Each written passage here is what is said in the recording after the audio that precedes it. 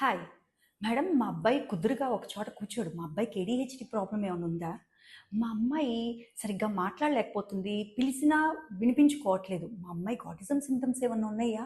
లేదంటే మా అబ్బాయి ఒకటే చోట కూర్చొని ఊగుతా ఉంటాడు ఎంతసేపు ఖాళీ టైంలో. సో, మా అబ్బాయికి ఏమైనా సెన్సరీ ఇష్యూస్ ఉన్నాయా? ఇలా డిఫరెంట్ డిఫరెంట్ క్వెషన్స్‌తో నా దగ్గరికి పేరెంట్స్ వస్తూ ఉంటారు. యెస్, ఇవన్నీ ఆటిజం, ఏడీహెచ్‌డీ లేదా సెన్సరీ సింప్టమ్సే. కానీ ఈ సోషల్ మీడియా ఇన్‌ఫ్లుయెన్స్ ద్వారా ఒక సింప్టమ్‌ని పట్టుకొని మనము పిల్లలకి ఓవర్ ఎస్టిమేట్ చేయటమో, వాళ్ళ బిహేవియర్స్‌ని అండర్ ఎస్టిమేట్ చేయటమో చేయకూడదు. యాస్ ఎ బిహేవియర్ అనలిస్ట్‌గా మేము ఓవరాల్ స్కిల్స్‌ని ఐడెంటిఫై చేయాలి. అంటే ఫర్ ఎగ్జాంపుల్ కమ్యూనికేషన్ స్కిల్స్ ఎలా ఉన్నాయి? వాళ్ళ బిహేవియర్ ప్యాటర్న్స్ ఎలా ఉన్నాయి? వాళ్ళ లెర్నింగ్ స్కిల్స్ ఎలా ఉన్నాయి? వాళ్ళ సెన్సరీ నీడ్స్ ఎంతవరకు ఉన్నాయి? అండ్ వాళ్ళలో రెస్పాండ్ అయ్యే పద్ధతి ఎలా ఉంది? ఇవన్నిటిని కన్సిడర్ చేసిన తర్వాత మాత్రమే మేము పర్టిక్యులర్‌గా వాళ్ళకి ఏ ప్రాబ్లమ్ ఉంది అనేది మేము చెప్తాము.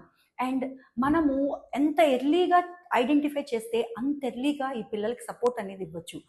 ముఖ్యంగా మనం ఆ పిల్లలకి ఆటిజం అనో, ఏడీహెచ్‌డీ అనో లేదా అదర్ ఇంటలెక్చువల్ డిజబిలిటీస్ అనే ట్యాగ్ ఇవ్వటం కంటే కూడా వాళ్ళకి సపోర్టింగ్ సిస్టమ్ అనేది చాలా అవసరం. ఈ తొందరగా ఐడెంటిఫై చేయటం వల్ల థెరపీ ద్వారా గానీ, పేరెంటింగ్ ద్వారా గానీ వాళ్ళని ఒక నార్మల్ కిడ్‌గా మనకు చేసే అవకాశాన్ని ఉంటుంది. సో, మీకు గనక మీ ఇంట్లో పిల్లలు ఎవరన్నా ఈ టైప్ ఆఫ్ బిహేవియర్స్ ఉండి, మీరు కొంచెం కన్‌ఫ్యూజన్‌లో ఉండి, అసలు ఏంటి ఈ బిహేవియరు? ఎలా ఐడెంటిఫై చేయాలి అనే కన్‌ఫ్యూజన్‌లో ఉంటే, we are there to help you. మీరు మా వెబ్‌సైట్‌ని ద్వారా గానీ, లేదంటే కింద ఇచ్చే ఫోను నంబర్ ద్వారా గానీ మమ్మల్ని కన్సల్ట్ చేయొచ్చు. అండ్ మీరు స్లాట్ బుక్ చేసుకోవచ్చు. Thank you.